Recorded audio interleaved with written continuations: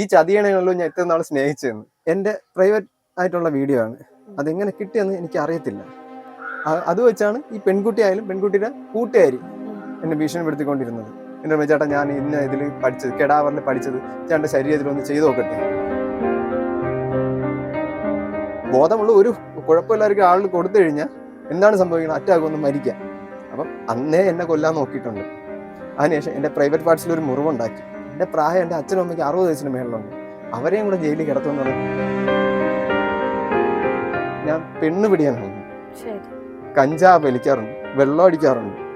ഈ നാട്ടിൽ ഫുള്ള് അപ്പൊ അറിഞ്ഞാൽ ഞാൻ പെണ്ണ് പിടിയാണെന്നാണ്. ഇത്ര ഇതാണ് എനിക്ക്. കാരണം ഞാൻ പെണ്ണ് പിടിയാനാണ്, ഞാൻ പീഡന വീരനാണ്. ഞാൻ ഇനി എന്ത് ചെയ്യണം? സമൂഹത്തിൽ അത്രയും ഞാൻ ജോലിക്ക് പോകുന്നിടത്തൊക്കെ എൻ്റെ കൂടെ ഉള്ളവരെന്നെ കളിയാക്കും. ഞാൻ പീഡിപ്പിച്ചു എങ്കിൽ പരാതിയിൽ പറയാത്തെന്താ ഞാൻ പീഡിപ്പിച്ചെന്ന്? ഇതൊരു പെൺകുട്ടിയാണ് പരാതി കൊടുക്കാൻ ചെന്നിരുന്നത് ഈ പോലീസ് ഇങ്ങനെ ചോദിക്കുവാണ്. ഇതൊരു ആണെന്തൊരു മനുഷ്യ ശരീരമല്ലേ? അവന്റെ ശരീരം മുറിച്ച ബ്ലഡ് അല്ലേ വരുന്നത്? ശരിക്കും ഭീഷണിപ്പെടുത്തിയെന്ന് പറഞ്ഞു. എന്ത് കാര്യത്തിനായിരുന്നു ഭീഷണിപ്പെടുത്തത്? ആ ഒരു വീഡിയോ വെച്ചുകൊണ്ട് എന്നെ ഭീഷണിപ്പെടുത്തുന്നുണ്ട്. അതായത് എൻ്റെ പ്രൈവറ്റ് ആയിട്ടുള്ള വീഡിയോ ആണ്. അതെങ്ങനെ കിട്ടിയെന്ന് എനിക്ക് അറിയത്തില്ല. അത് വെച്ച് ഞാൻ അയച്ചപ്പം ഞാൻ അത്ഭുതപ്പെട്ടു പോയി. അതിനുശേഷം വേറെ ഒന്ന് വെച്ചപ്പം ഈ പെൺകുട്ടി എൻ്റെ അടുത്ത് മുഖത്ത് മേക്കപ്പ് ഇടാൻ പറഞ്ഞു. അതിന്റെ ഒരു സ്ക്രീൻ റെക്കോർഡ് എനിക്ക് അയച്ചു തരുന്നുണ്ടായിരുന്നു. അത് വെച്ചാണ് ഈ പെൺകുട്ടി ആയാലും പെൺകുട്ടിയുടെ കൂട്ടുകാരി എന്നെ ഭീഷണിപ്പെടുത്തിക്കൊണ്ടിരുന്നത്. അത് എന്റെ ഫോണ് ലാപ്ടോപ്പ് ഇപ്പൊ സൈബർ സെല്ലുണ്ട്. അവരൊക്കെ അത് പരിശോധിച്ചാൽ കിട്ടട്ടെ. അത് എന്റെ നിരവധി തെളിയിക്കാൻ വേണ്ടിയിട്ടാണ് ഞാൻ അതുകൊണ്ട് കൊടുത്തത്. അല്ലാതെ ആ പെൺകുട്ടിയെ ഞാൻ മുറിവേൽപ്പിച്ചെന്നോ ടോർച്ചർ ചെയ്തെന്നോ അല്ലെങ്കിൽ ആ പെൺകുട്ടിയെ വേറെ എന്തെങ്കിലും രീതി എന്ത് ചെയ്തെന്നോ അതിന് തെളിവ് കിട്ടട്ടെ. അതിൽ നിന്ന് കിട്ടുന്ന ഓരോ തെളിവ് എന്തായാലും എനിക്കെതിരെയുള്ള തെളിവുകളായിരിക്കില്ല, അതെനിക്ക് ഉറപ്പുണ്ട്. അതിനുശേഷം ഈ ഭീഷണി ഞാൻ വക വെക്കാതെ വന്നു. ഞാൻ ബ്ലോക്ക് ചെയ്തിട്ട് പൂർണ്ണമായിട്ട് ഞാൻ ബ്ലോക്ക് ചെയ്തു. ശരീരത്തിൽ പാടേൽപ്പിച്ചു, മുറിവേൽപ്പിച്ചു. അതെന്താ സംഭവം? അത് കോഴിക്കോട് അവിടെ വെച്ച് റെയിൽവേ സ്റ്റേഷനിൽ റൂം എടുത്തു. റൂം എടുക്കുന്ന കാര്യം ഞാൻ അവിടെ പോയി ഒരു പ്രാവശ്യം അവിടുത്തെ ഒരു ഹോട്ടലിലാണ് റൂം എടുത്തപ്പോൾ ഞാൻ പറഞ്ഞടി ഇങ്ങനെയാണ് ഭാര്യയും ഭർത്താക്കന്മാരൊക്കെ റൂം കിട്ടത്തുള്ളൂ, അല്ലാതെ വെളിയിൽ നിന്ന് ഒരു പെണ്ണിന് ഇവിടെ നിന്ന് കയറാൻ പറ്റുക. നമ്മളെ നാട്ടിൽ ഇവിടെ അങ്ങനെയാണ്. ഒരു കാര്യം ഞാൻ അടുത്ത പ്രാവശ്യം തൊട്ട് വരുമ്പോൾ AC ടിക്കറ്റ് എടുത്ത് ചെല്ലാൻ പറഞ്ഞു. AC ടിക്കറ്റ് എടുക്കുമ്പോൾ അവിടെ റിട്ടയർ റൂംസ് എന്ന് പറഞ്ഞാൽ റെയിൽവേ സ്റ്റേഷനിൽ തന്നെ കിട്ടും. AC ടിക്കറ്റ് ഉണ്ടെങ്കിലേ കിട്ടത്തുള്ളൂ. അവിടെ റൂം എടുത്തിട്ട് നിൽക്കുമ്പോൾ ഈ പെൺകുട്ടി അവിടെ കോളേജും കഴിഞ്ഞ് അവിടെ വരും. അവിടെ വന്ന സമയത്ത് എൻ്റെ ചേട്ടാ ഞാൻ ഇന്ന ഇതിൽ പഠിച്ചത് കെടാവറിൽ പഠിച്ചത് ചേട്ടൻ്റെ ശരീരത്തിൽ ഒന്ന് ചെയ്തു നോക്കട്ടെ. ചെയ്യാൻ ഞാൻ പറഞ്ഞു, എടി അത് ഒരു ഡെഡ് ബോഡിയാണ്, ഞാൻ ജീവനുള്ള ഒരു മനുഷ്യ ശരീരമാണ്, എനിക്ക് വേദനിക്കും. സമ്മതിച്ചു കൊടുത്തു. കൊടുത്തില്ലെങ്കിൽ പിന്നെ പറയുന്ന കാര്യങ്ങൾ അതിന്റെ അപ്പുറമായിരിക്കും പറയുന്നത്. ഇത് സമ്മതിച്ചു കൊടുത്ത് ചെയ്തു. CPR തിരക്കം. CPR എനിക്ക് അറിയത്തില്ല, ചെയ്യുന്ന കണ്ടാണ്. ഇവിടുന്ന് ഇങ്ങനെ അളവെടുത്ത് ഇവിടെ ഒരു ഗ്യാപ്പ് ഉണ്ട്, ഇവിടെ വെച്ചാണ് CPR കയറുന്നത്. ഈ CPR ഞാൻ ഇപ്പം തിരക്കി മനസ്സിലാക്കിയെടുത്തോളം ബോധമില്ലാതെ ഒരു കിടക്കുന്ന ഒരാൾക്ക് ഹാർട്ട്, അത് ബോധമുള്ള ഒരു കുഴപ്പമില്ലായിരിക്കും ആളിൽ കൊടുത്തു കഴിഞ്ഞാൽ എന്താണ് സംഭവിക്കുന്നത്? അറ്റാക്കൊന്നും മരിക്കാം. അപ്പം അന്നേ എന്നെ കൊല്ലാൻ നോക്കിയിട്ടുണ്ട്. അതിനുശേഷം എൻ്റെ പ്രൈവറ്റ് പാർട്സിൽ ഒരു മുറിവുണ്ടാക്കി. അന്ന് അവിടെ വെച്ച് ആ കുട്ടി തന്നെയാണ് അത് വെച്ച് അത് മുറിവൊക്കെ ബാൻഡൊക്കെ ചെയ്ത് തന്നത്. എന്നിട്ട് ഇവിടെ വന്നിട്ട് എൻ്റെ പിറ്റേന്ന് പറഞ്ഞ് ചേട്ടൻ പോയി TT എടുക്കണമെന്ന് പറഞ്ഞു. ഞാൻ TT എടുത്തു. TT എടുക്കണം. അവിടെ ഹോസ്പിറ്റലിൽ പോയി മുറിവ് എവിടെയെന്ന് ചോദിച്ചപ്പോൾ ഞാൻ പറഞ്ഞു ഞാൻ ബാക്കിൽ ചെന്ന് ഇരുന്നപ്പോൾ ബാക്കിൽ ഒരു ആണിയുണ്ട്, അങ്ങനെയാണെന്ന് പറഞ്ഞു. കാരണം അതേ പറയാൻ പറ്റുള്ളൂ. ഇങ്ങനെ ഒരു പെണ്ണ് ഇങ്ങനെ ഉണ്ടാക്കിയെന്ന് പറഞ്ഞു കഴിഞ്ഞാൽ ഞാൻ എന്ത് ചെയ്യും? നടക്കേട് കാരണം തന്നെയാണ് ഇത്രയും നാള് പറഞ്ഞു വെച്ചത്. അത് തന്നെ സഹിച്ചത്. എന്നെ ഭീഷണി ഇപ്പൊ എന്നെ എന്തെങ്കിലും ചെയ്യുമെന്ന് പറഞ്ഞു. ഞാൻ പറഞ്ഞിട്ടുണ്ട്, നീ പോയി ചെയ്തോ, ഞാൻ ജയിലിൽ പോയി കിടക്കാം. പക്ഷെ എന്റെ പ്രായം എൻ്റെ അച്ഛനും അമ്മയ്ക്ക് 60 വയസ്സിന് മേളിലുണ്ട്. അവരെയും കൂടെ ജയിലിൽ കിടത്തുമെന്ന് പറഞ്ഞാൽ പിന്നെ എനിക്കൊരു ഓപ്ഷൻ ഇല്ല. അവർ ഈ വയസ്സാം കാലത്ത് പോയി ജയിലിൽ കിടക്കേണ്ട സാഹചര്യം ഞാനായിട്ട് ഉണ്ടാക്കണേക്കാളും ഞാൻ അങ്ങ് ചെയ്തു കൊടുക്കണം. ഞാൻ എൻ്റെ സ്വയം ഞാൻ അങ്ങ് കൊടുത്തു. തന്നെ എന്തെന്ന് വെച്ചാൽ ചെയ്യട്ടെ എന്ന് പറഞ്ഞ് കൊടുക്കുകയാണ് ചെയ്തത്.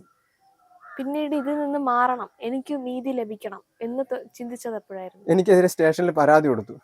ആ പരാതിയിൽ കൊടുത്തേക്കുന്ന ഓരോ കാര്യങ്ങളും കേട്ടതോടുകൂടിയാണ് അവിടെ വെച്ച് സ്റ്റേഷനിൽ വന്ന സമയത്ത് ഈ പെൺകുട്ടി അവിടെ ഈ CAയുടെ മുമ്പ് വെച്ച് പറഞ്ഞു, ഈ ചതിയണല്ലോ ഞാൻ ഇത്ര നാൾ സ്നേഹിച്ചതെന്ന്. ഞാൻ എന്ത് ചതിയാണ് ചെയ്തതെന്ന് എനിക്കറിയണം. എന്നെ ഇത്രയും ചെയ്തുകൊണ്ടിരുന്നതല്ലേ. പിന്നെ ഞാൻ ജോലി ചെയ്യുന്ന സ്ഥലത്ത് എല്ലായിടത്തും അറിയിച്ചു. ആരാണെന്ന് അറിയത്തില്ല. അറിയിച്ചത് ഞാൻ പെണ്ണ് പിടിയാനാണെന്നാണ്. കഞ്ചാവ് വലിക്കാറുണ്ട്, വെള്ളം അടിക്കാറുണ്ട്. ഈ നാട്ടിൽ ഫുള്ളും ഇപ്പൊ അറിഞ്ഞാൽ ഞാൻ പെണ്ണ് പിടിയാണെന്നാണ്. എൻ്റെ അമ്മയ്ക്ക് ഒരു സഹോദരിയുണ്ട്. സഹോദരിക്ക് മോനൊരു മോളാണ്. കൊച്ചിലോട്ട് ഞാൻ എടുത്ത് വളർത്തിയതാണ്. എൻ്റെ കൂടെ കിടന്ന് വളർന്ന കൊച്ചാണ്. ആ കൊച്ചുപോലും ഇപ്പൊ എൻ്റെ അടുത്ത് വരാറില്ല. അത്ര ഇതാണ്. കാരണം ഞാൻ പെണ്ണുപിടിയനാണ്, ഞാൻ പീഡന വീരനാണ്. ഞാൻ ഇനി എന്ത് ചെയ്യണം? സമൂഹത്തിൽ അത്രയും ഞാൻ ജോലിക്ക് പോകുന്നിടത്ത് എന്റെ കൂടെ ഉള്ളവർ എന്നെ കളിയാക്കും. ഞാൻ പീഡിപ്പിച്ചു എങ്കിൽ പരാതിയിൽ പറയാത്ത എന്താ ഞാൻ പീഡിപ്പിച്ചെന്ന് ഇവര് നാട്ടുകാരുടെ അടുത്ത് പറഞ്ഞുകൊണ്ട് നടക്കണം എന്തിനാ? ഈ പെൺകുട്ടിക്കെതിരെ കേസ് കൊടുത്തോ? ഞാൻ മംഗലാപുരം സ്റ്റേഷനിൽ പരാതി കൊടുത്തു, ശരി. രജിസ്റ്റേർഡ് ആയിട്ട് അയച്ചു, കേരള പോലീസിന് ആപ്പ് വഴി കൊടുത്തു. എന്നെ അവിടെ വിളിച്ചു വരുത്തി. സി ഐയില് ഒരു ഷൗക്കത്ത് അലി SI ആണ് വിളിച്ചു വരുത്തി. Okay. ആദ്യം നല്ല സഹകരണമാണ്. എടാ നിനക്ക് ഇങ്ങനെ പറ്റിയോ, ഇതിന്റെ തെളിവൊക്കെ ഉണ്ടാ? നമ്മൾ സാറേ എല്ലാ തെളിവും ഉണ്ട്.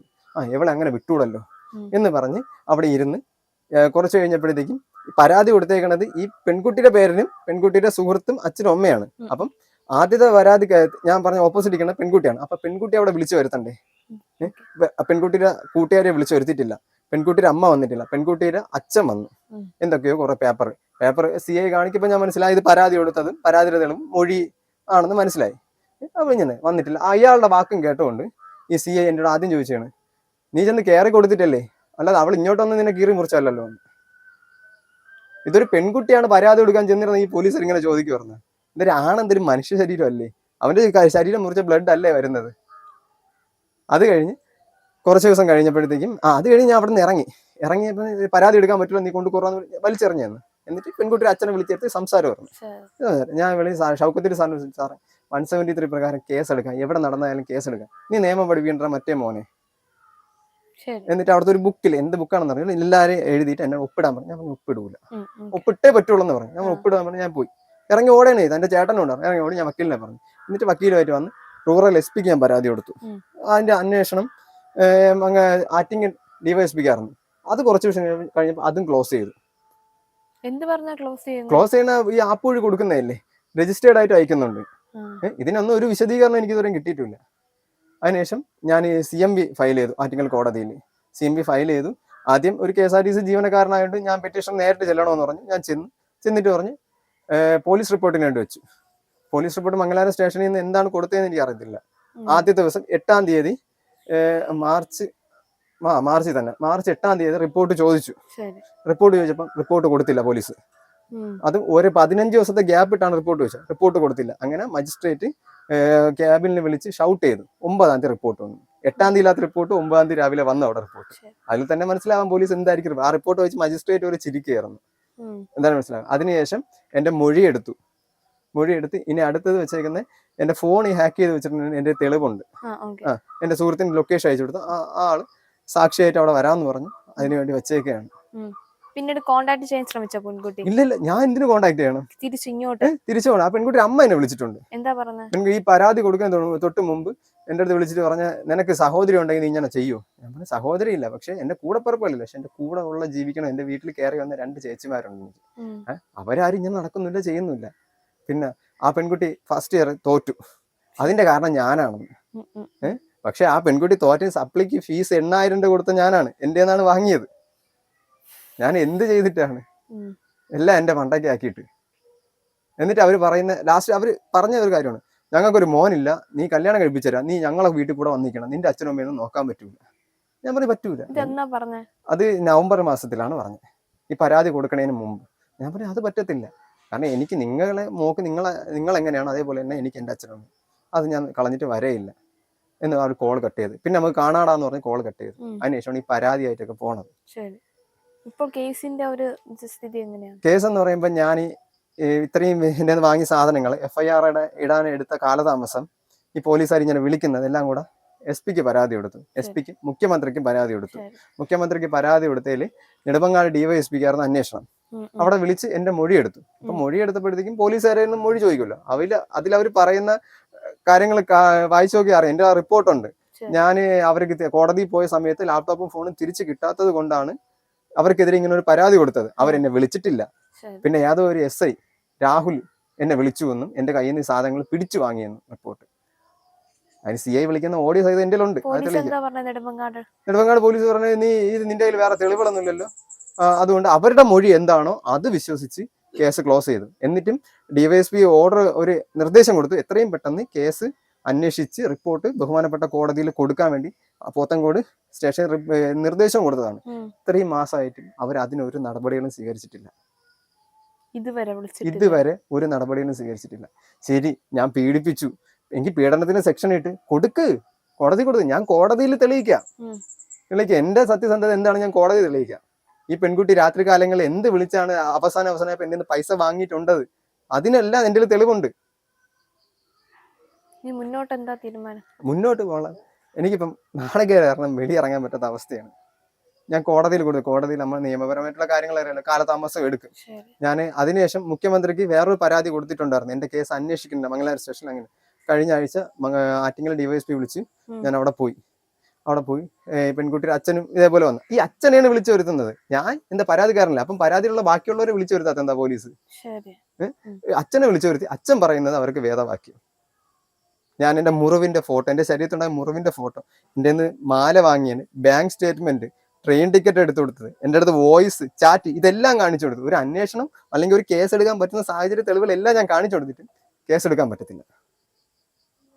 ചോദിച്ചപ്പോൾ ഇത് ഇവിടെ നടന്നതല്ലല്ലോ. പിന്നെ ഈ BNS പറയുന്ന 173 ഒക്കെ എന്തിനാണ് വെച്ചേക്കുന്നത്? അല്ലെങ്കിൽ തന്നെ പറഞ്ഞിട്ടുണ്ട്, ഡൽഹിയിൽ നിർഭയ കേസിന് ശേഷം ഇന്ത്യയിൽ നടപ്പിലാക്കുന്നതാണ് 0 FIR എന്ന് പറയും. ഇവിടെ നടന്നതല്ലെങ്കിലും കേസെടുത്ത് നടന്ന സ്ഥലത്ത് അല്ലെങ്കിൽ സ്വന്തം ഹോം സ്റ്റേഷനിലേക്ക് മാറാം. ആ ഒരു നിയമം പോലും ഈ പോലീസുകാർ ഒരു പുല്ല് വില പോലും കൊടുക്കുന്നില്ല. കാരണം ഞാൻ ആണായി പോയി. ഇപ്പൊ പെണ്ണാണ് കൊണ്ട് അവ എന്റെ ശരീരത്തിൽ ബ്ലേഡ് ഇട്ട് മുറിച്ചു, അപ്പൊ അകത്ത് പിടിച്ചിടും ഇല്ലേ? പക്ഷെ ഞാനൊരു ആണായി പോയിട്ട് എന്റെ ശരീരത്തിൽ എന്ന് പറഞ്ഞാൽ രക്തമല്ല, വെറും പച്ചവെള്ളമായിരിക്കും. പക്ഷെ ഈ പറയുന്ന പോലീസുകാർ ആണുങ്ങളാണ്. ഇത്രയും തെളിവ്. എൻ്റെ ആ മുറിവ് 2 ഡോക്ടർമാരെ കാണിച്ച് ഞാൻ സർട്ടിഫൈ ചെയ്തത്. അതിൽ വെരിക്കോസ് ആണ്. ഒരു ഡോക്ടർ സർജൻ എഴുതുന്നത് വെരിക്കോസ് ആണ്, സ്കാൻ ചെയ്യണം. ഞാൻ മുന്നോട്ട് പോയിട്ടില്ല. കാരണം ഇതറിഞ്ഞപ്പോഴെനിക്ക് ഞാൻ ഇപ്പോഴും അതിന്റെ ബുദ്ധിമുട്ട് അനുഭവിക്കുന്നുണ്ട്. ഡ്രൈവ് ചെയ്യുന്ന സമയത്ത് ബുദ്ധിമുട്ട് അനുഭവിക്കുന്നുണ്ട്. ഇനിയൊരു ജീവിതം, എൻ്റെ ശരീരം മൊത്തത്തിൽ പോയി. ഇത്രയായി. ഇനി മാനസികമായി അവരെന്നെ തകർത്തെന്ന് വെച്ചാൽ അങ്ങ് അറ്റം തകർത്തിടുകയാണ്. എനിക്കിനി ഒരു ജീവിതം ഉണ്ടാവോ? ഞാൻ ഇത്രയും കാലമായിട്ട് ഒരു സ്ത്രീകളുടെയും ഞാൻ മോശമായിട്ട് പെരുമാറിയിട്ടില്ല. ഞാനൊരു 4 വർഷം വരെ ഒരു ട്യൂട്ടോറിയൽ പഠിപ്പിക്കാൻ പോയി. ഒരു അധ്യാപകനായിരുന്നു. കോളേജിൽ NSS യൂണിറ്റിൻ്റെത് ബെസ്റ്റ് വാളണ്ടിയർ അവാർഡ് വാങ്ങിയിട്ടാണ് ഞാൻ കോളേജിൽ നിന്ന് ഇറങ്ങുന്നത്. ഞാൻ അത് അവിടെയും തിരക്കി വെക്കാം. അല്ലെങ്കിൽ ഞാൻ ഈ കാലത്തിനിടയ്ക്ക് ഞാൻ എവിടെ ജോലി ചെയ്തോ, എവിടെ പഠിച്ചോ, അവിടെ എവിടെ വേണം തിരക്കി വെക്കും. ഞാൻ ഏതെങ്കിലും ഒരു പെൺകുട്ടിയുടെ അടുത്തെങ്കിലും മോശമായിട്ട് പെരുമാറിയിട്ടുണ്ടോ? ഈ നാട്ടിലുള്ളവരൊക്കെ അറിയാം. ഇപ്പൊ എന്റെ അവസ്ഥ എന്ന് പറയുമ്പോൾ സ്വന്തം അമ്മയുടെ അടുത്ത് പോലും എനിക്ക് പോകാൻ പേടിയാണ്. കാരണം ഞാൻ എന്റെ അടുത്ത് പോകുമ്പോൾ ഒരാണ് ഏറ്റവും കൂടുതൽ വിശ്വസിച്ച് പോകുന്ന പെണ്ണെന്ന് പറയുമ്പോൾ സ്വന്തം അമ്മയാണ്. അമ്മയുടെ അടുത്ത് ഞാൻ പോയി കിടക്കും, അമ്മയുടെ മടിയിൽ തല വെച്ച് കിടക്കും, അങ്ങനെയൊക്കെ ഉണ്ട്. ഇപ്പൊ ഞാൻ പോകൂല. കാരണം ഇനി അവരും കൂടെ എന്നെ പറ്റി അവരൊക്കെ പറഞ്ഞുണ്ടാക്കണം വിശ്വസിക്കുമോ എന്നുള്ളൊരു പേടിയില്ല, മാനസികാവസ്ഥയാണ്. സ്വന്തം വീട്ടിലൊരു ഞാൻ അത്ര ഇതാണ്. പിന്നെ ഇതെന്റെ വാടക വീടാണ്, താഴെയാണ് വീട്. ഈ ഭീഷണി കാരണം അവിടെ അപ്പുറത്തും താമസക്കാരില്ല. ഈ ഭീഷണി കാരണമാണ് ഞാൻ ഇങ്ങോട്ട് മാറി. ഇവിടെ അപ്പൊ ആരെങ്കിലും വന്നിട്ടുണ്ടെങ്കിൽ പ്രശ്നം ഉണ്ടാക്കിയാൽ തന്നെ അടുത്തുള്ളവർ വരും. അത്രയ്ക്ക് ഇതാണ്. ഈ പെൺകുട്ടിയുടെ സഹോദരൻ പല രീതിയിൽ എന്നെ ഭീഷണിപ്പെടുത്തുന്നത്, പല രീതിയിൽ പലരെ വിട്ടാണ് എന്നെ ഭീഷണിപ്പെടുത്തുന്നത്. ഞാൻ എന്തൊരു ചെയ്യാൻ വേണ്ടിയിട്ടാണ്? ഞാൻ ആ പെൺകുട്ടി എന്ത് ചെയ്തു? ആ പെൺകുട്ടി ഇത്രയും ടോർച്ചർ അനുഭവിച്ചതിന് ശേഷം ഞാൻ സ്നേഹിച്ചു. ഞാൻ ചെയ്ത ആകെയുള്ളൊരു തെറ്റ്, ഇത്രയും എന്നെ ചൂഷണം ചെയ്തിട്ടും ഞാൻ ആത്മാർത്ഥമായിട്ട് പ്രണയിച്ചു. ഇക്കാലത്ത് ഒരു സ്ത്രീയിൽ നിന്ന് കിട്ടിയ ആണുങ്ങളെ കളഞ്ഞിട്ട് പോകും. ഇത്രയും ടോർച്ചർ അനുഭവിച്ചിട്ടും ഞാൻ അങ്ങനെ പോയിട്ടില്ല. വീണ്ടും ആ കുട്ടിയുടെ വീട്ടിൽ പോയി ആലോചിച്ചു, കല്യാണത്തിന് ആലോചിച്ചു. അതിനുശേഷമാണ് എന്നെ ഇത്രയും രീതിയിലാക്കിയത്. ആ ഒരു തെറ്റ്, സ്നേഹിച്ചു, വിശ്വസിച്ചു, പൈസ ഇത്രയും കൊടുത്തു. അതിലാണ് ഞാനിപ്പം പ്രതിയായത്, പീഡന കേസിൽ പ്രതിയായത്. ഇക്കാലത്ത് ഒരു പെൺകുട്ടിക്കാണ് ഇത്തരത്തിൽ സംഭവിച്ചതെങ്കിൽ എന്താണ് സംഭവിക്കുന്നതെന്ന് ഞാൻ പറയേണ്ട കാര്യമൊന്നുമില്ല, നിങ്ങൾക്ക് മനസ്സിലാവുന്നതാണ്. ഒരു സാധാരണക്കാരൻ അല്ലെങ്കിൽ അക്ഷയ് പോലെയുള്ള വ്യക്തികൾ എത്ര വാതിലുകൾ കൊട്ടിയാലാണ് ഇനി നീതി ലഭിക്കുക? ക്യാമറമാൻ അമലിനോടൊപ്പം Aishwarya S, Kerala today news.